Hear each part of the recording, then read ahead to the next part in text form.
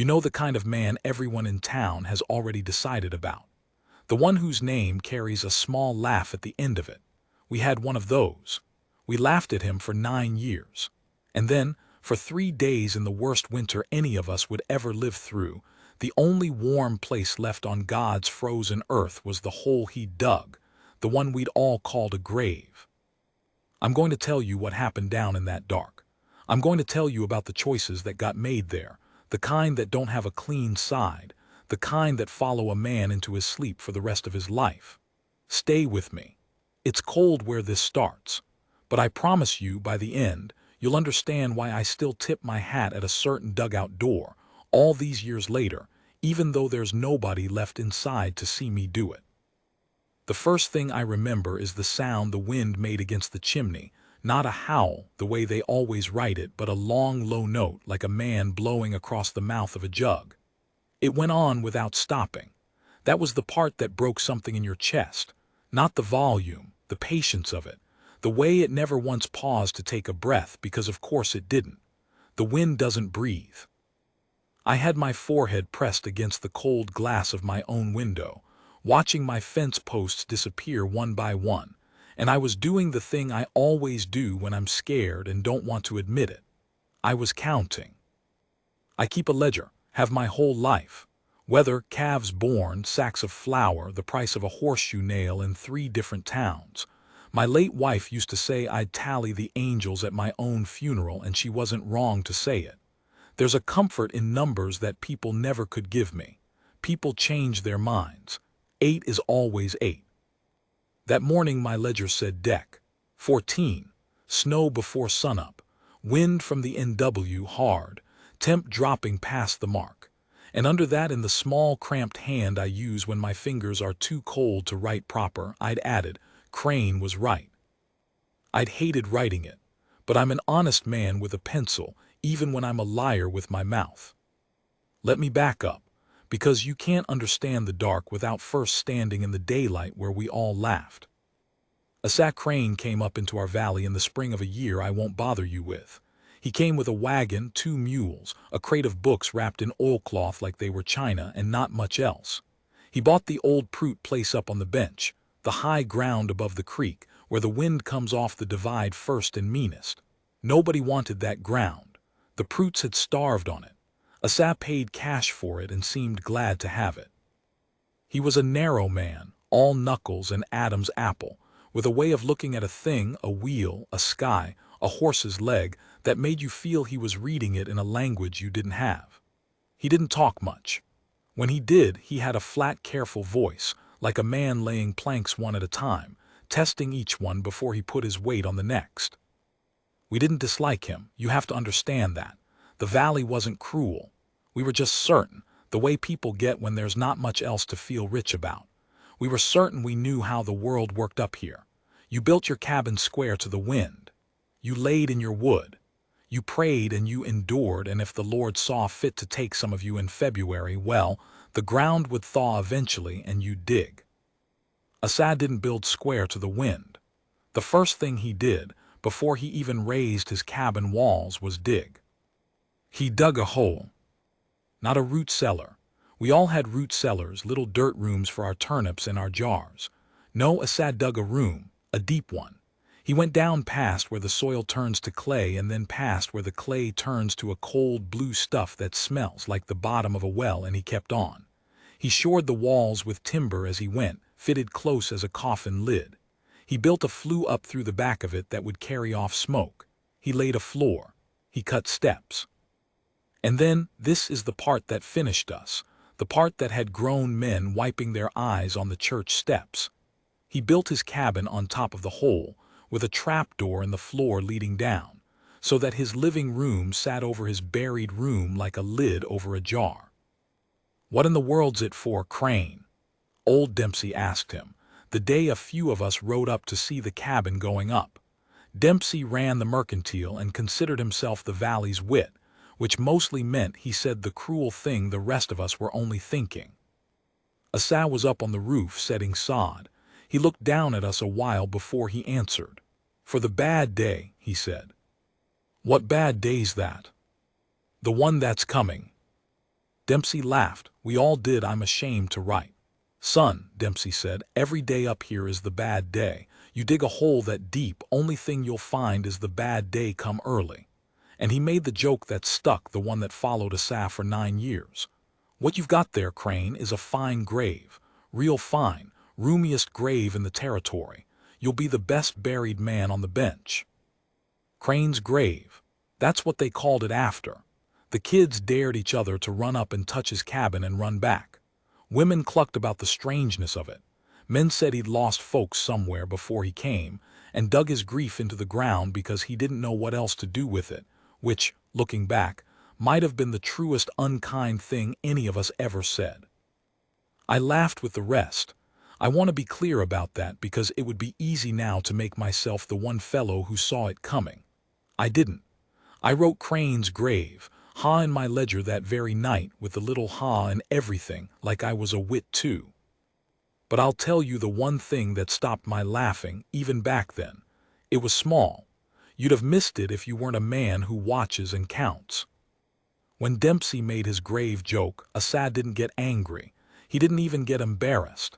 He just looked down at us from his roof with this expression I couldn't name for years, and I only named it later, down in the dark, when I understood.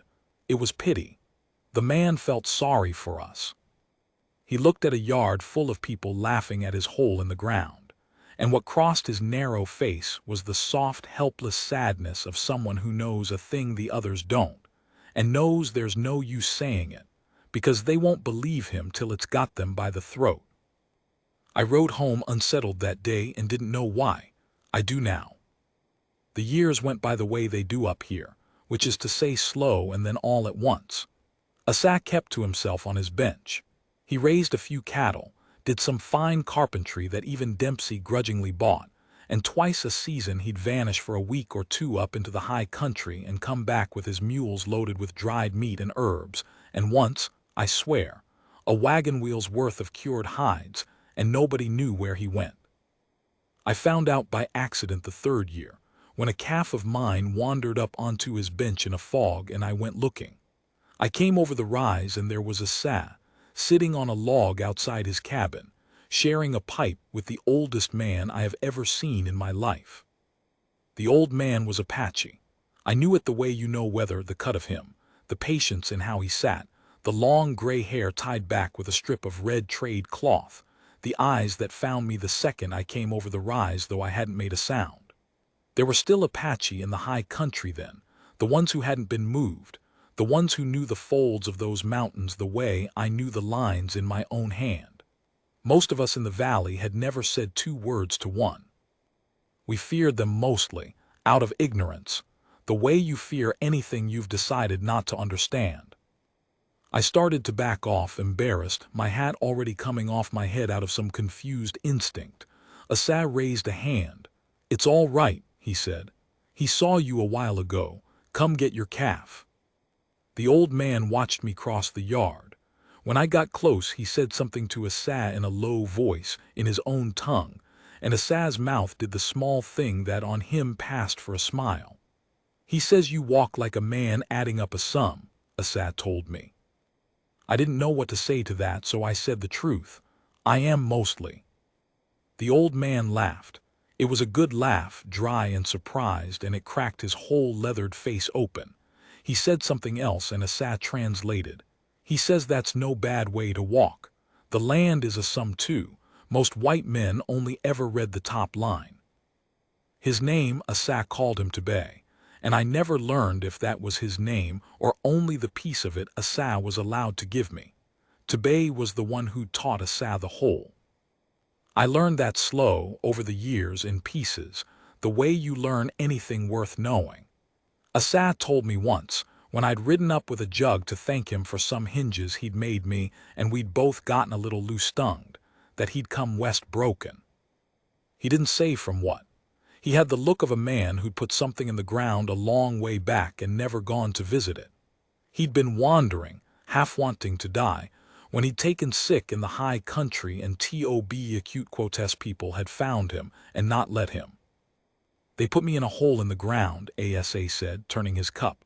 "First winter, their winter shelter, Dug down, banked over, small fire, the warmth of it just held, while the world up top tried to kill everything. I lay down there 3 days in the worst of it, and I listened to that wind, and I thought, this is the oldest wisdom there is. Go down, let it pass over you. The mountain doesn't fight the storm, it just outlasts it. He looked at me. Acute quotes people have known that for longer than there's been a word for January. And up here we build little wooden boxes and set them on the surface like fools and act surprised when the wind takes them. Then why's everybody laughing at you and not at us? I asked. He gave me that pitying look again. Because we're the ones who got to write down what counts as smart, he said, and he wouldn't say any more about it. I wrote that in my ledger too. I've still got the page. The ink's gone brown, but you can read it. A says the Winners wrote the dictionary. Don't fully follow him, but can't shake it. Now the blizzard. We'd had hard winters. I want you to know that so you'll understand we weren't soft, weren't fools who'd never seen snow. We'd buried our share.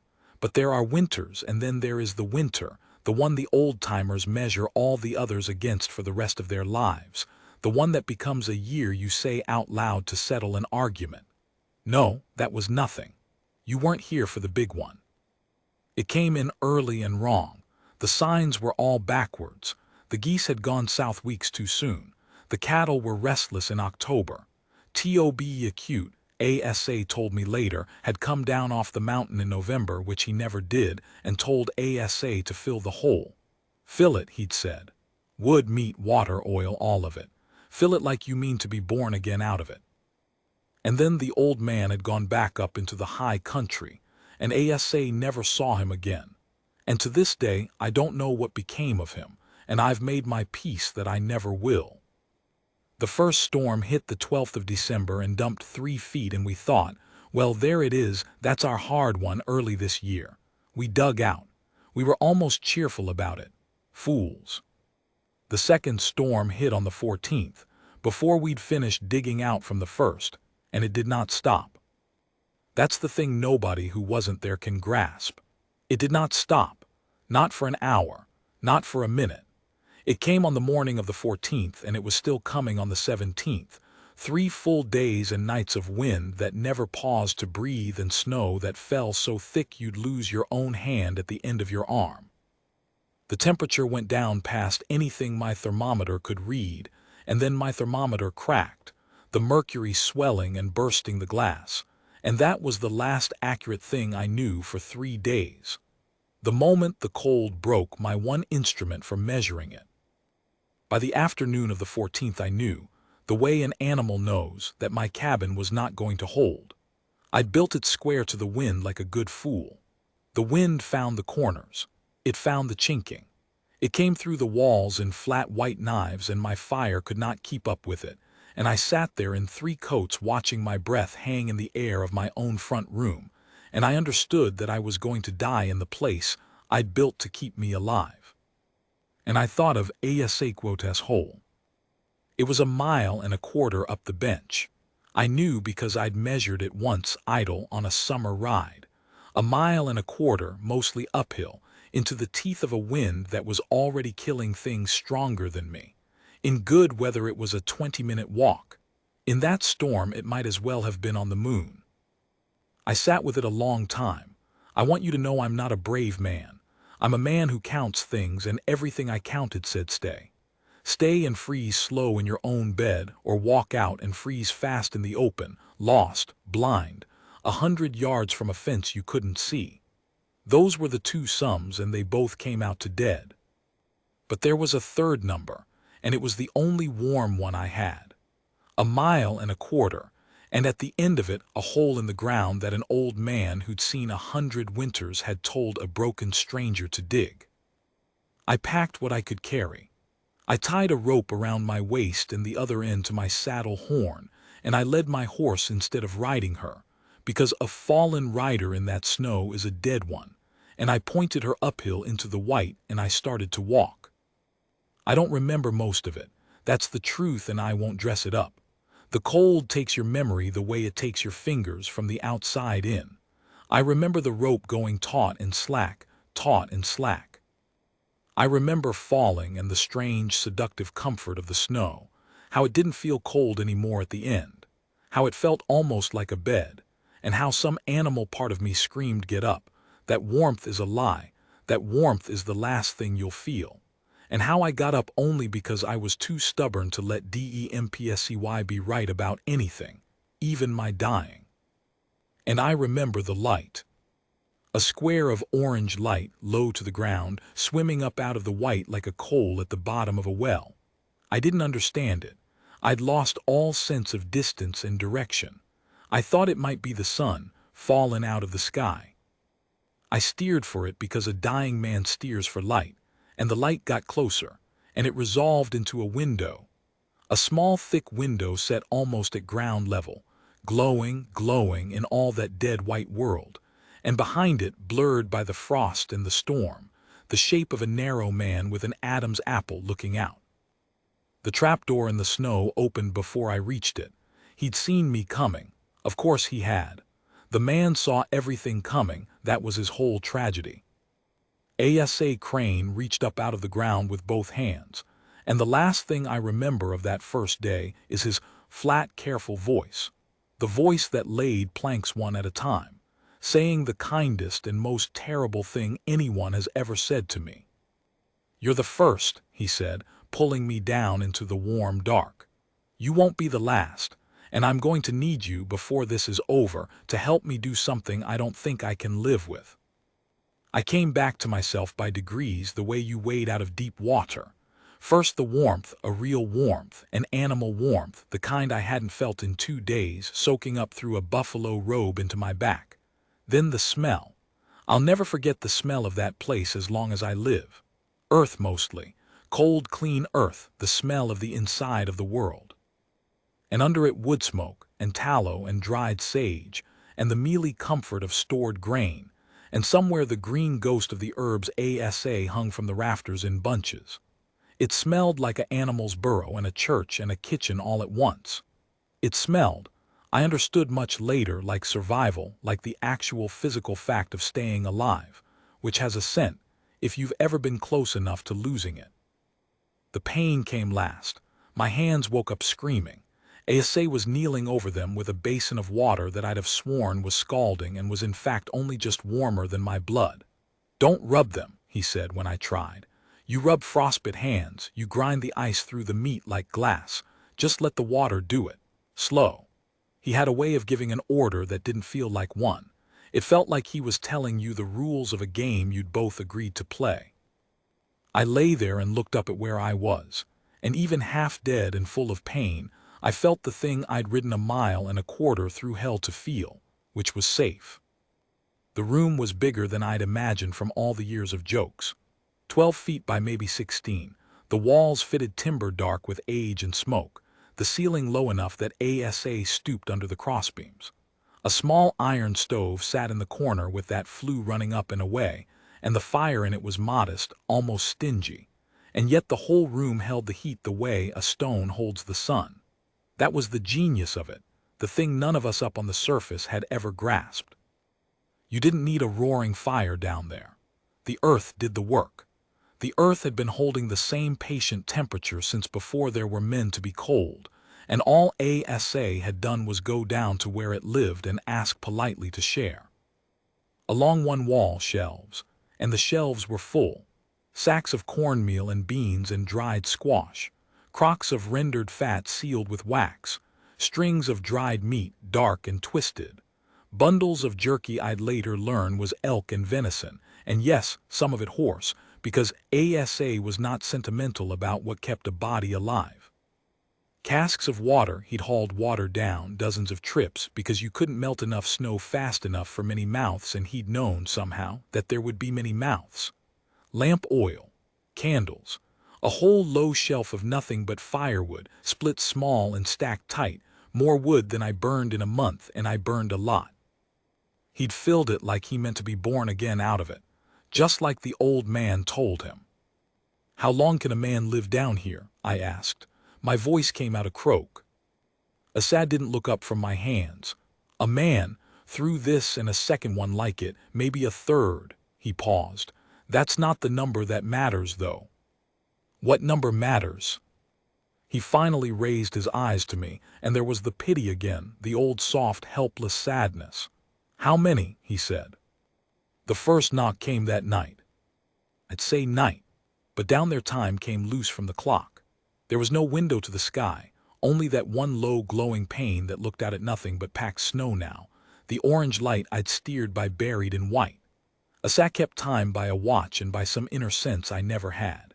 He said it was full dark and screaming worse than ever up top when we heard it, 3 slow thuds on the trapdoor above the ladder, muffled by a foot of new snow, so faint I thought at first it was the wind working a loose board. Asa was up the ladder before I'd finished thinking it. He had a way of moving sudden and economical, no wasted motion, like a man who'd practiced being needed. He threw the bolt and heaved the door, and a fist of cold and snow came down into the warm, and with it, half falling, a body. It was the Hendry boy, Caleb Hendry, 16, the eldest of the Hendry brood from the homestead nearest Asa's bench. He came down the ladder more falling than climbing, and Asa caught him, and the boy was crying, the tears freezing on his face even as they fell, and he was saying the same thing over and over in a voice that had gone past panic into something flat and broken. Roof come down on the little ones, roof come down. I'll spare you the worst of it. The Hendry cabin, square to the wind like mine, like all of ours, had taken the weight of 2 storms' snow on a roof built for one, and it had let go in the night. The father had been killed outright. The mother, Caleb, didn't know. He dug with his hands until his hands stopped working, and then he'd done the only thing left, which was run for the one place his father had spent 9 years calling a grave. The boy had crossed near 2 miles in that storm, carrying his baby sister inside his coat against his chest, and the only reason he was standing was that he'd had something to carry. People will live for a burden when they won't live for themselves. I've seen it more than once since. I saw it first that night. The baby was alive, blue, and silent in a way a baby shouldn't be, but alive. Asa took her from the boy's coat with hands gentler than I'd known he had, and put her against his own bare chest under his shirt, skin to skin, and sat down by the stove and didn't move for an hour, just held that scrap of life against his heartbeat and let his own warmth pour into her. And slowly, I watched it happen. The blue went out of her and the pink came up, and she began, thin and furious, to cry. I have never heard a sweeter sound. A crying baby means a baby with the strength to be angry, and anger is a kind of life. That was 4 of us now, Asa, me, Caleb, the baby. The knock came again before dawn. By the morning of the 2nd day, Asa's watch said morning. The world said nothing. There were 11 of us in that 12 by 16 hole. They came out of the storm 1 and 2 at a time, drawn the same way I'd been drawn, by the one rumor of a warm place in a freezing world, by the memory of a joke that had stopped being funny. They came because, when the surface fails, every animal that ever lived knows in its blood to go down. The Voss family, all 5, they'd lost their barn and most of their stock but kept their lives.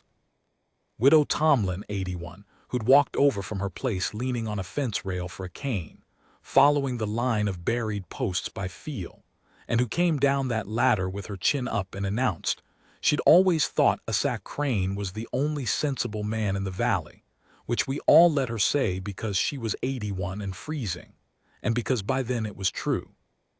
And God's own irony, Dempsey. Dempsey the wit, Dempsey who'd named the grave. He came down that ladder gray-faced and silent, and he could not look at Asa, and Asa, to his everlasting credit, did not make him.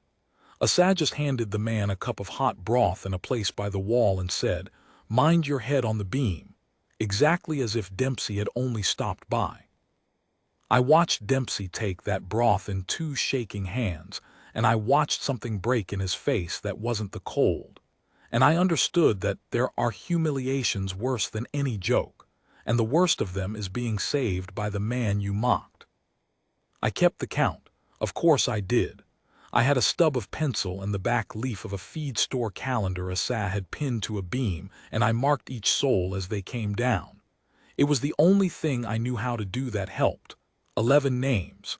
I read them now and then to myself, the way some men say a rosary. And here is where I have to slow down, because here is where it stopped being a story about a clever hole and started being a story about a sack crane and what kind of man he was, and the thing he warned me he couldn't live with. A hole 12 by 16 has a number. Not a comfortable number, a hard one, an air and fuel and food and water number. Asa had stocked it to bring a household through. Maybe, careful, to bring 2 households through. He had not stocked it to bring half a valley through, because no man could, because the wisest provision in the world has a floor and a roof to it, a this much and no more. He'd known the number before the first knock. I figured that out slow. The pity I'd never been able to name on his face all those years. It wasn't only I know a thing you don't. It was I know that one day I am going to have to choose, and I have been choosing in my head every night for 9 years, and I have not found the answer, and there isn't one. By the end of the second day, the air in that room had gone close and thick. The baby slept too much. Old Widow Tomlin's breath had a rattle in it. The stove, Asa told me quietly, was drinking the wood faster than he'd planned for, because 11 breathing bodies is also 11 bodies that need the air kept moving, kept warm, and the flue could only carry off so much. He showed me the wood shelf. It had looked like a fortune to me when I came in. It looked like considerably less now. 3 days of this, he said low, just to me, the 2 of us crouched by the stove while the others slept or pretended to. Maybe 4. Tebey said 4, the year of the big one before this one. The cold won't break before then. He fed a small split of pine to the fire, watched it catch. I laid in wood for 2 through 6 days. I have 11, and we are not through day 3. Then what do we do? He was quiet a long time. The fire ticked. Somewhere in the dark, the baby made a small sound and went still again. There's a thing the mountain people understand that we never learned, Asa said finally. We think the choice is between everybody living and somebody dying. We think if we're just good enough, brave enough, square enough, we can get everybody through. And so when we can't, we call it failure, we call it sin. He looked at me. Tebey told me once the choice is never everybody. The choice is how. The storm has already decided how many. All it leaves us to decide is the how, and whether we face it like men or hide from it and let it pick for us in the dark. I didn't understand him. I didn't want to understand him. We've got food, I said. We've got water. We can stretch. It's not the food. His voice never rose. That was the worst of it, how level he stayed. It's not even the wood, though the wood is bad. It's the air, Will. First time he'd ever used my name. 11 of us in a sealed room and the flue carrying off the smoke, but the air going stale all the same, and every soul in here burning it. I built this for a household. The air will not hold 11 through 3 more days.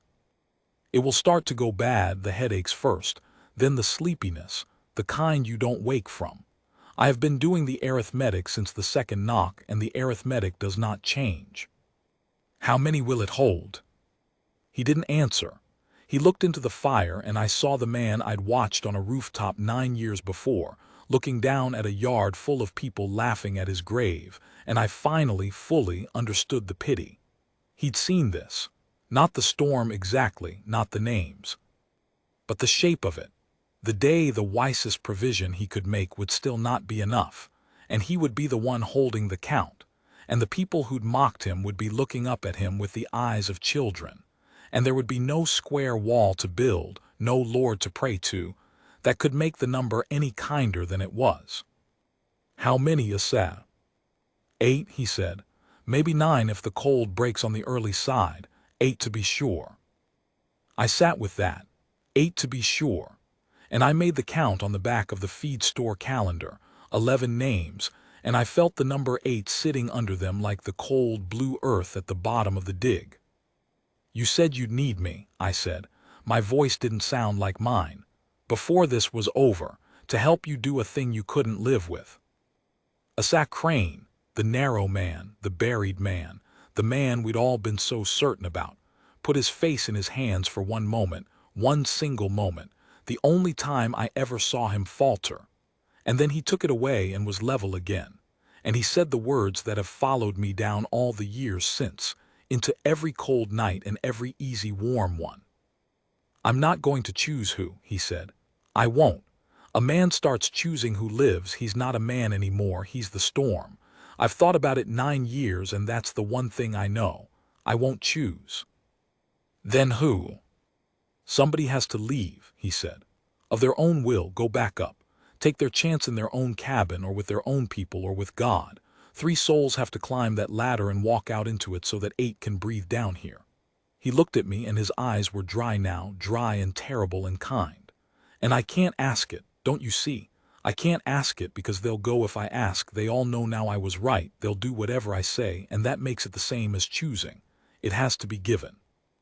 Somebody has to look at that count and stand up on their own and climb the ladder because they decided to. And the only thing I can do, his voice finally cracked, one hairline crack. The only thing I can do is be honest enough to tell them the number, and then live with whatever the number does to the people in this room. Up above us, through 12 feet of timber and earth and a foot of new snow, the wind blew its one long note across the mouth of the world and did not stop, and did not stop, and did not stop. I looked at my count, 11 names, the Voss children, the baby asleep on the buffalo robe, Widow Tomlin with the rattle in her chest, Caleb Hendry, 16, who'd carried his sister 2 miles, Dempsey, who'd named this place a grave and now owed it his life, me, who'd laughed along for 9 years and written ha in my ledger, and Asa, who would not choose and could not ask and had to tell. He stood up. He stooped under the beam. He turned to face the dim shapes of the people he'd buried himself in the earth to save, and I watched him gather the breath to tell 11 frightened souls that the room they'd crawled into to live would only let 8 of them keep doing it. That's where I have to stop tonight, not for any cleverness, because even now, an old man writing this by a fire I never take for granted, my hand won't go steady to set down what was said next and what was given and by whom. I need to come at it slow. You'll understand why. He didn't make a speech of it. I think I'd half expected one, some grave sermon, the kind Dempsey would have made if Dempsey had ever had a true thing to say. Asa wasn't built that way. He woke the ones who slept, gently, a hand on a shoulder, the way you'd wake a child for a journey. And when the 11 of us were all awake and the small fire was the only sound besides the wind, he stood under the low beam with his head bent and he laid it out plain, the way he laid everything, one plank at a time. He told them about the air. He didn't soften it and he didn't dress it up. He said the room would hold 8, maybe 9 if the cold broke early, and that he had no way to make it hold more, and that he was sorry that he'd built it for a household and not for a valley, and that the sorriest thing he'd ever know was that he hadn't dug it bigger. He said he would not choose. He said it twice, so there'd be no mistaking it. I will not choose who, and I will not ask any soul to go. He said the only honest thing left was to tell them the number and trust them with it. And then he stopped talking, and the silence that came down was worse than the wind. I have been in some quiet rooms. I have sat at deathbeds and in courtrooms and once in a church the morning after a child drowned. I have never been in a quiet like that one. 11 people doing the same arithmetic at the same time.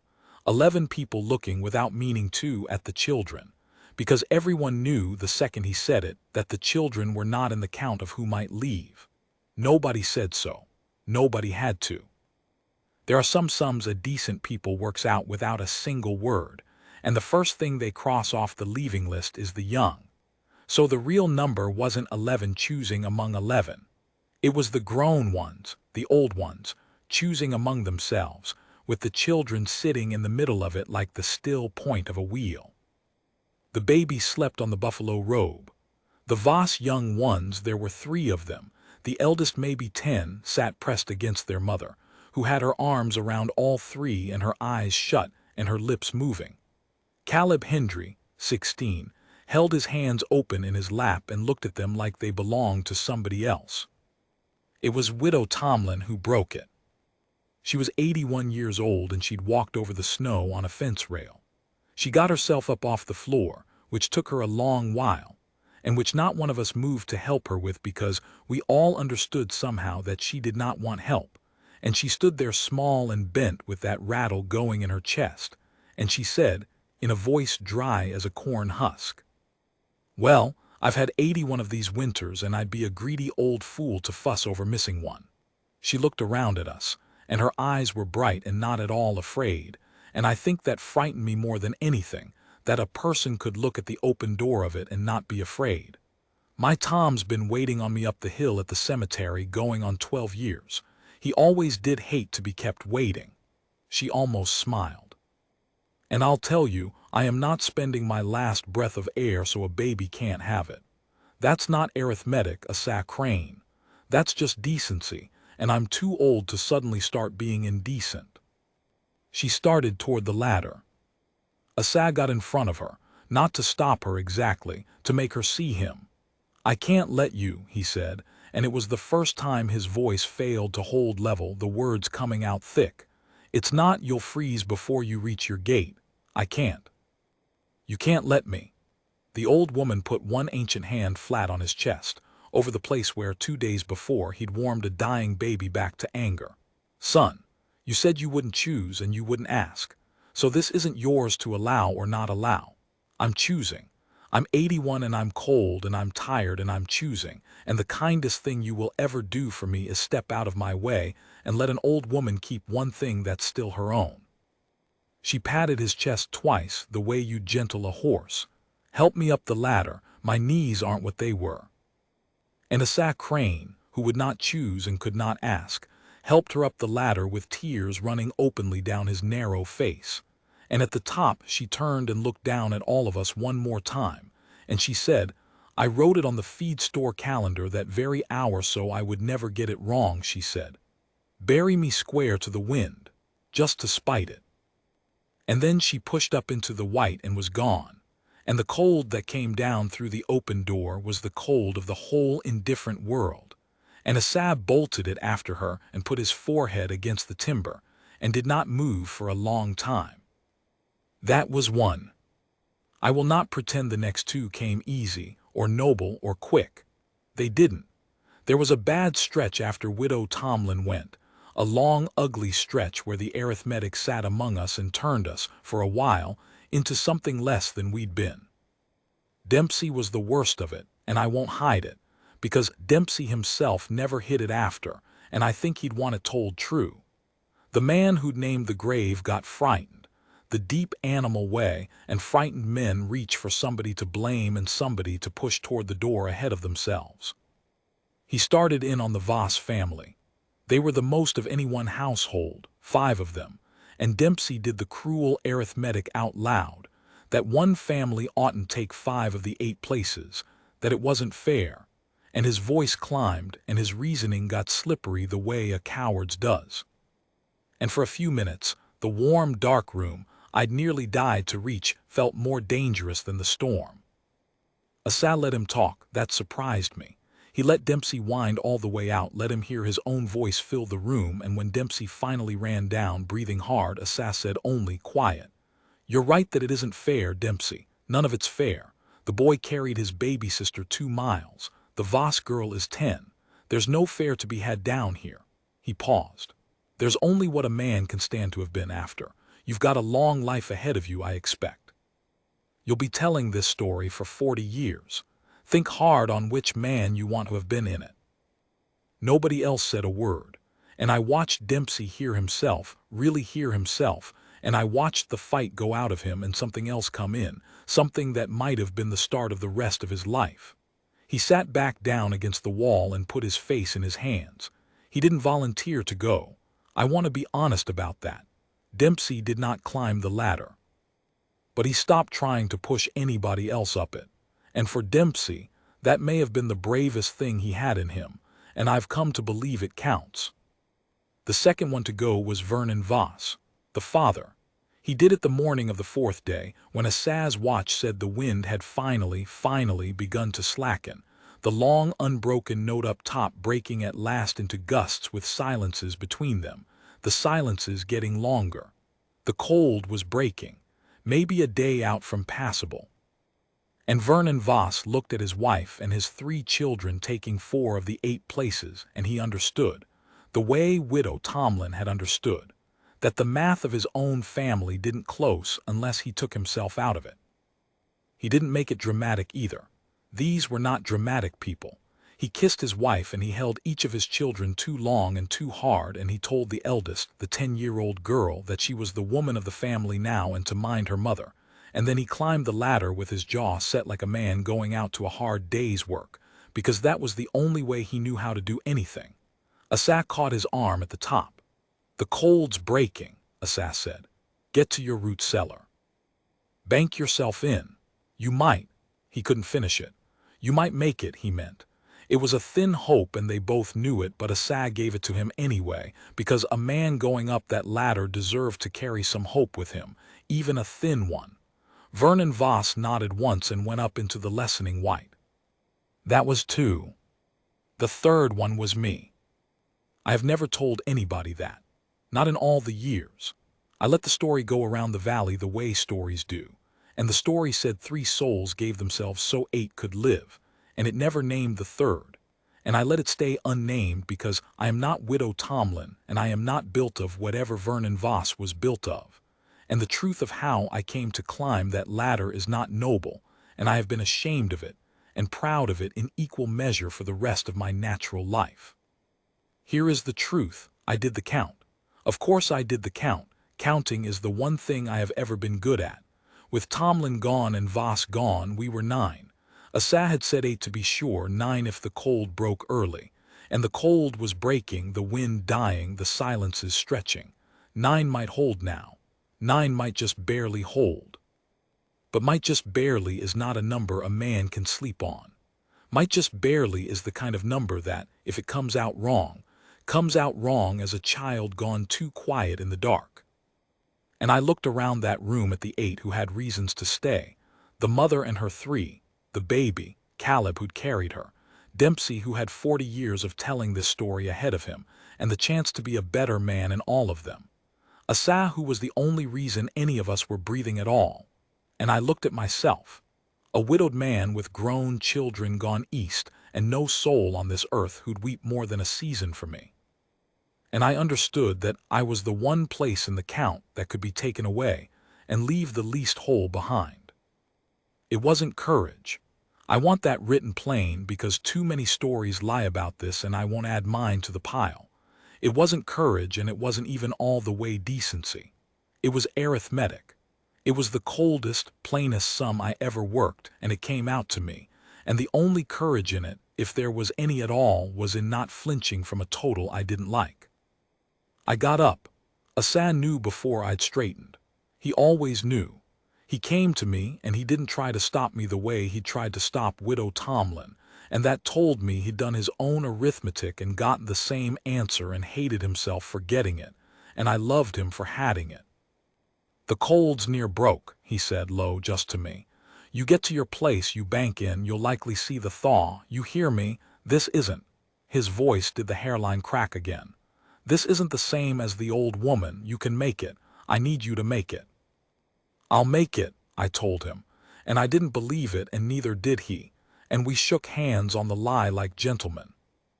At the top of the ladder, I did what Widow Tomlin had done. I turned and looked back down into the warm dark at the faces lit orange by that stingy genius little fire, at the 8 souls the grave had decided to keep, and I tried to think of something to say that a man might write on the back of a feed store calendar and get right. But I'm not a man of words. I'm a man of numbers. So I said the only true thing I had. 8, I said. 8's a good number. 8'll hold. And I went up into the white. The cold had broken. Asa was right, the way he was always right, the man who saw everything coming. The wind had fallen to nothing and the snow had stopped, and the world up top was a white silence so total and so beautiful it did not seem like the same world that had been trying to kill us for 4 days. I followed the buried fence line home by feel and by memory, and by the stubborn refusal to let the count be wrong. And I banked myself into my own root cellar like the mountain people had taught Asa who taught the rest of us too late, and I lived. I lived, so did the 8. The cold broke for true 2 days later, and the valley dug itself out and counted its dead, and there were dead aplenty. That winter took 31 souls from a valley that had maybe 300.